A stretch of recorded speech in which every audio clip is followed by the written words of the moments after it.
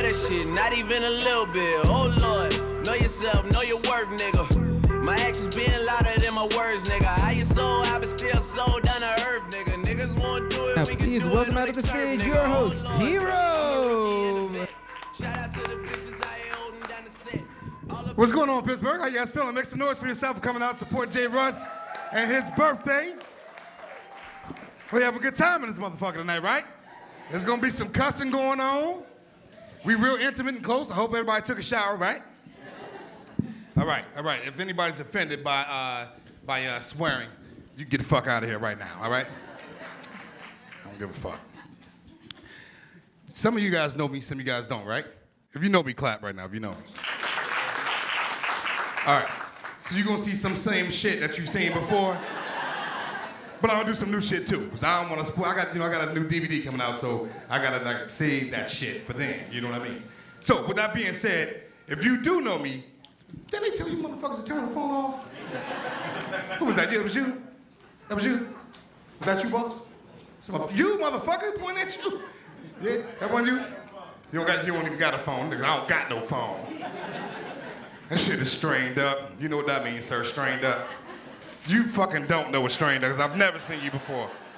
Everybody in here know what strained up is. I'm gonna give you a whole bunch of definitions. Who you with here tonight? Who you with? You with her. This is yours, right? Let's just say, let's just say you out tonight, right? And your bill comes at $68.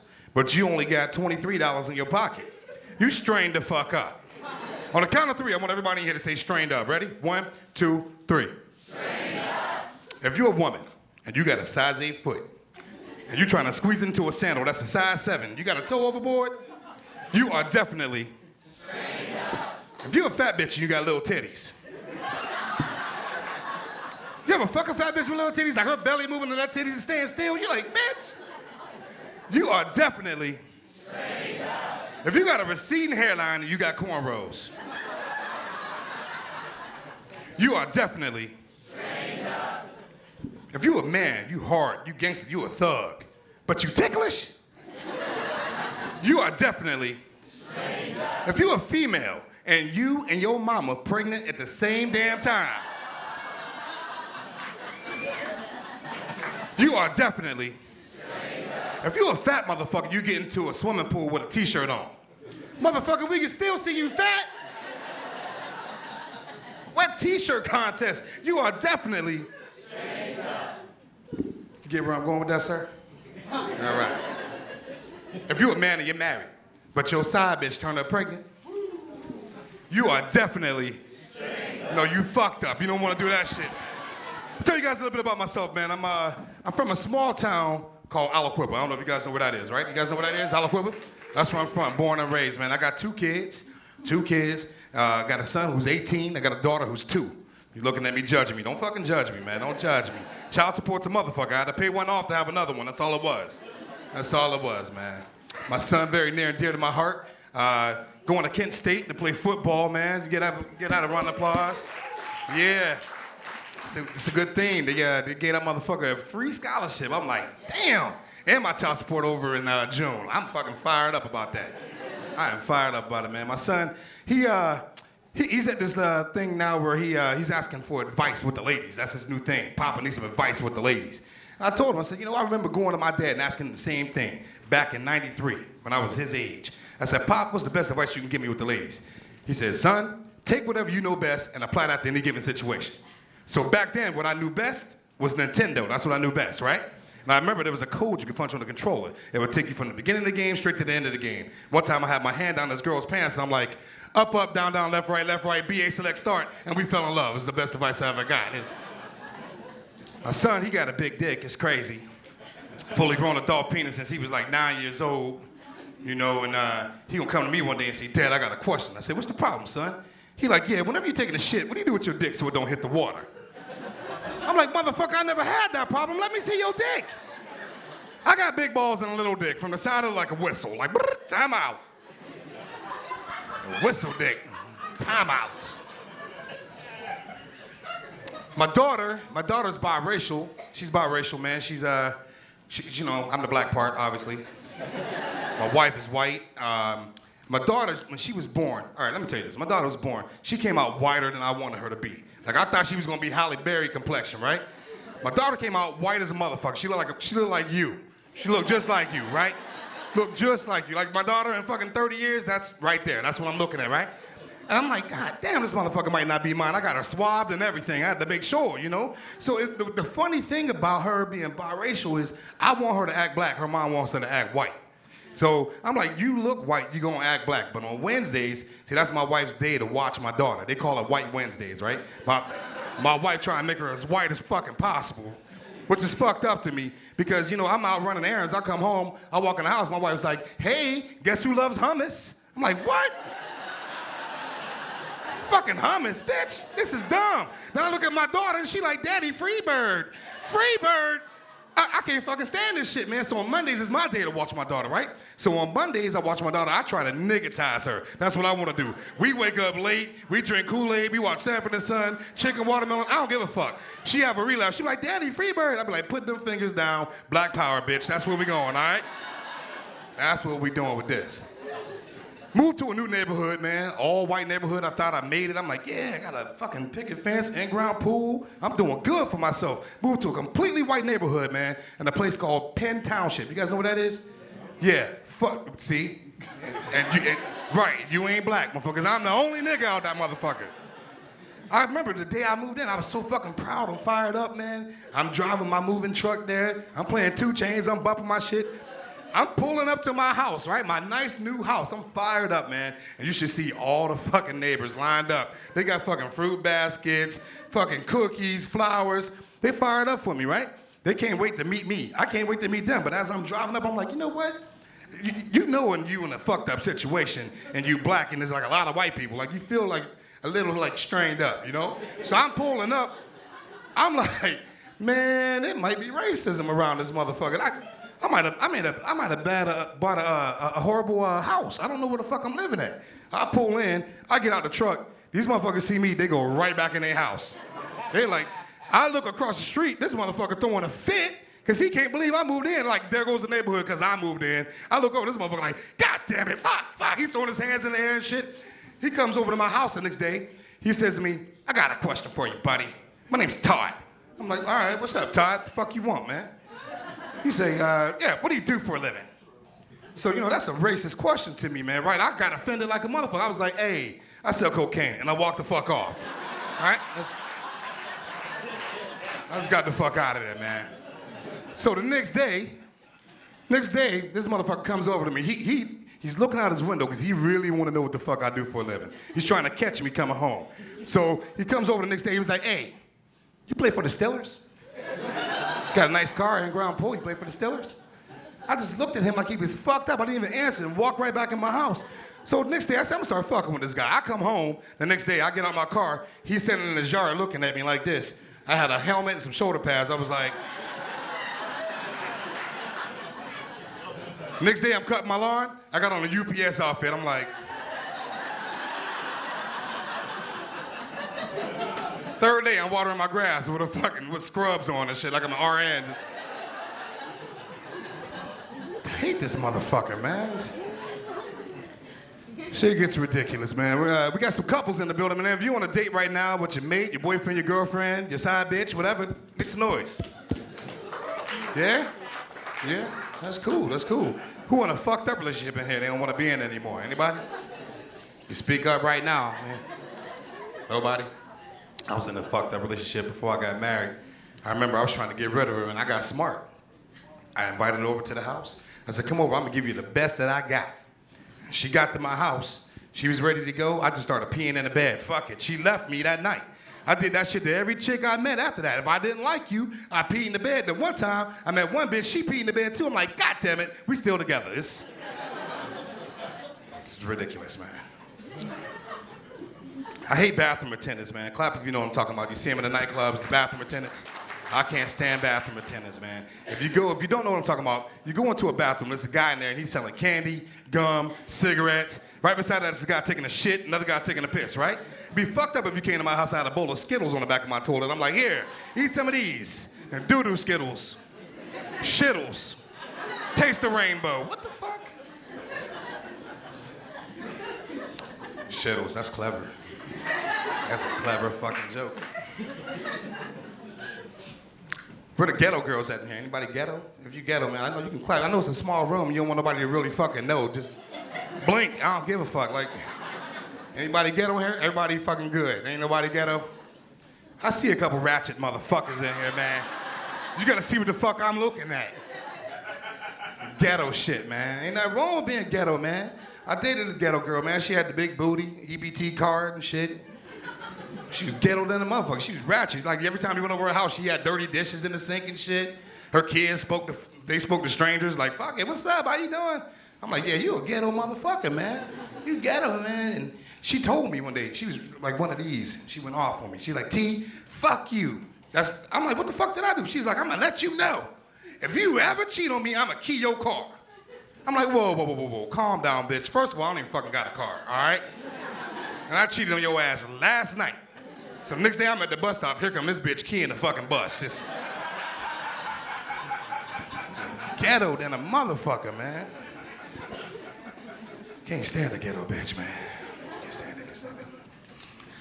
Oh, man, where the Steelers fans in here? We got some Steelers fans in here, man? You guys are Steelers fans?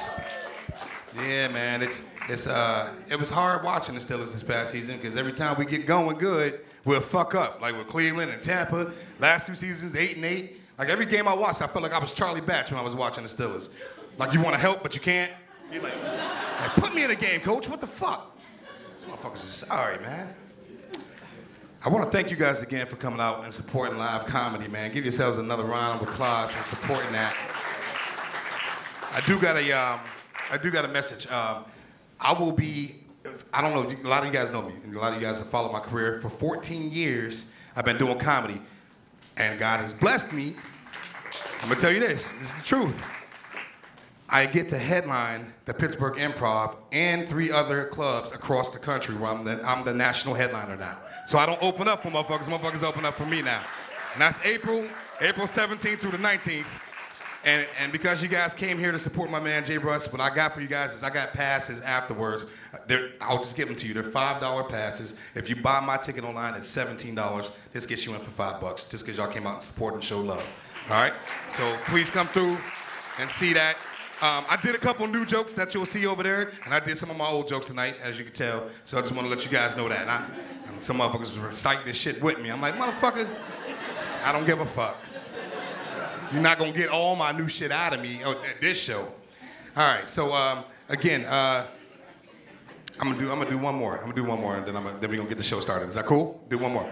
All right. So with that being said, every city I get to go to, I've been traveling the country a lot, and everywhere I go, I'm backstage. They say, give it up for T-Row. He comes from Pittsburgh, right? That city, they boo me right away. They're like, boo, fuck him, get him out of here. I get on stage and grab the mic. I'm like, calm down. I'm just from Pittsburgh. I don't play for the Steelers, right?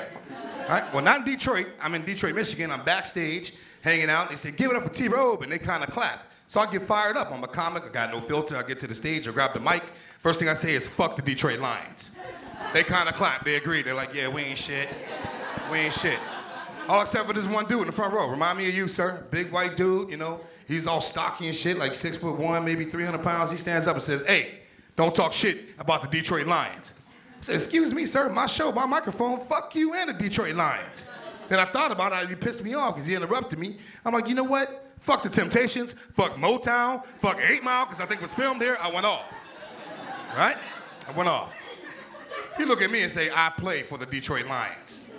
Well, I already committed myself to talking shit. I had to keep going, right? Like, I don't give a fuck, sir. Fuck you and the Lions. He gets mad, gets on stage, picks me up. In your lifetime, don't you ever talk about the Detroit Lions ever again. Luckily, he fumbled me and I got away.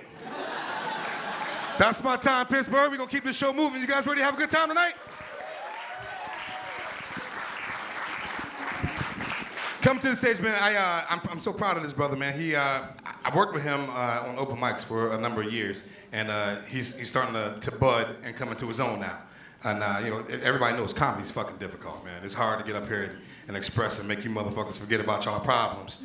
And we got problems, you know what I'm saying? So this dude has been working his ass off, and it's an honor to share the stage with him, man. Put your hands together for my friend right now. Give it up for Jay Cooper. Same old attitude, but I'm on that new shit. They say they gon' ride me, see me never do shit, cause they know that's the reason they gon' end up on the news clip. Audemars on my wrist, bust down. We popping bottles like I scored a winning touchdown. Remember me dead, bro. Look at me. God damn. What's up, y'all? How y'all doing? Real quick, before I even get started, man, a quick round of applause for the birthday boy, J.Russ, man. Getting us together, coming out. Birthday boy. Now, you know he gonna get some ass tonight. Birthday sex. Nah, seriously, though. It's the new year, 2015. Everybody having a good year so far? Yeah. So far, so good? Now, I'm gonna ask y'all something, because I'm nitty as hell. I wanna know. How many of y'all are still having sex, getting it in 2015? Be honest, who's in there getting it in? Yeah, me too. Yeah. Now, I'm just saying that because in the past year, man, I put on, a little bit of weight, so it's amazing that I'm still able to have sex at this size, Now, I'm for real, man, because I'd be having sweat running down my forehead, my inner thighs be all chafed, I'd be breathing all heavy, and all that just from taking my clothes off. But when I do take it off, man, I get it in. I don't know about y'all, man, but I like to do it doggy style. That's my position. Mainly because it gives my stomach something to rest on. And I can watch TV while I'm doing it. Oh, don't get it twisted now. I'm a multitasker. I'll smack that ass with the left and change channels with the right. I call that position to hit it and click it. Right. That's your woman, man? Yeah? Let me ask you something. Did she like to cuddle? Yeah, what's up with that? I just want to ask ladies, what's up with the cuddling, man? I never understood that. Why y'all get into that stuff? Is that like a sense of security for y'all? Y'all feel secure when you got a big, like this motherfucker right here, got big arms wrapped around you and shit? I mean, me personally ain't really my thing. I mean, the only time I ever really cuddle with a woman is like during movie night or immediately after sex. So I try to accommodate the women the best way I can, because you know what they say, happy chick, happy dick. You know what I'm talking about, bro? I remember I would have these random one-night stands with these women, but they would always ask me the weirdest questions that I could never answer right away. Put a brother on the spot. They be saying shit like, what's my name? Say my name. I'm like, I don't know. You never told me. I never asked. Shit. Let me ask y'all this. Y'all ever been to a theme park? You in a gift shop and you see this little black girl with her mama and you hear the little black girl say, Mama, how come they don't never have no keychain with my name on it? And the mom be like, I don't know why, LaTwanda. Maybe they just ran out of L's. And she's like, no, because I see Laura and Linda and Lindsay. I don't know what to tell you, LaTwanda, okay? Your name is just unique. Unique, yeah. It's another word for ghetto. That's why I said to myself, if I ever make it in the comedy business, man, if I ever, make some real money, one of the first things I'm gonna do, one of the first things I'm gonna invest in is a theme park for the urban youth. I already got the name picked out. Tell me what you think of this. Ghettowopolis. Kind of rolls off the bottom lip, don't it? And at Ghettowopolis, man, you go into the gift shop, you can get a keychain with any made up, fucked up name you can think of. And if they don't have the name you're looking for, they will make one right there for you. That's some good shit. Oh, and for the dudes, fuck a smoking section. You smoke wherever the hell you want. Smoke your Newport, smoke your Cool, smoke your Black and Mild, smoke your weed. You gotta share with me though. But smoke your shit. There's gonna be a frozen malt liquor stand outside of every roller coaster ride. People gonna be freaking out at the shit they see. They're gonna be like, dude, you ain't never had an Old English Slurpee? Bruh, you haven't lived, man. There's gonna be bumper cars, but it's gonna have shocks and hydraulics in it for my essays. You know that little squirting table, the one where you sit at the table, you shoot the water in a little hole and the levels go up? Yeah, we're gonna have something like that, except around the holes it's gonna have portraits of Tupac Shakur and 50 Cent. Oh, I'm sorry, is it too soon? Tupac been dead almost 20 years, y'all. Grow the fuck up. Grow up now. Now let me ask y'all this also, because this has been bothering me for a while. I've been wanting to know this. When did I become that guy? That stereotypical, non-threatening looking black dude. Oh, don't act like you don't see it. You can look at me head to toe and you don't see nothing intimidating about me whatsoever. Like, I'm the kind of guy that white girls will take to their parents' house and say, see, Daddy, they're not all bad. I'm the kind that black women will date for a little while, you know, when y'all want to break from black guys. I got approached by this old white woman. She wanted me to help her across the street. I said, no problem, ma'am, I got you. So I'm walking her across the street. This old lady had her purse wide open with money on top. I said to her, ma'am, you need to be more careful with that. She looked up at me and said, oh, that's okay. I'm in good hands now. I'm like, but ma'am, I could have robbed you. She looked at me and said, you wouldn't do that. And she's right. I wouldn't do something like that. But the fact that a complete stranger knew that I wouldn't do something like that, it really called my blackness into question, people. It really did. And I'm gonna tell you something right now. If I can't use the color of my skin to intimidate white people from time to time, I don't wanna be black no more. All right? Because that was our thing. That's what we do. I remember a time I used to walk down a busy sidewalk and white people would get out of my way. Not anymore. These are new white folks. I bumped into one the other day. Dude was coming this way, I was coming that way. Bumped into him shoulder to shoulder. Boom! Dude looked at me and said, bro, watch where the fuck you going. Jag off. He called me a fucking jag off. I didn't know what to say. I said to myself, maybe I'm just not intimidating enough, man, so I need to get back to the gym. So I got a membership over at Go's Gym downtown, and here's the thing. Obviously, I ain't been to the gym in a long time. And when I went to the gym, and you know, you gotta show your membership ID, and they click onto it and everything. And two things happen when they do that. One, they show a picture of what you used to look like before you let yourself go. Two, they show you the date, month, and the year of the last time you attended the gym.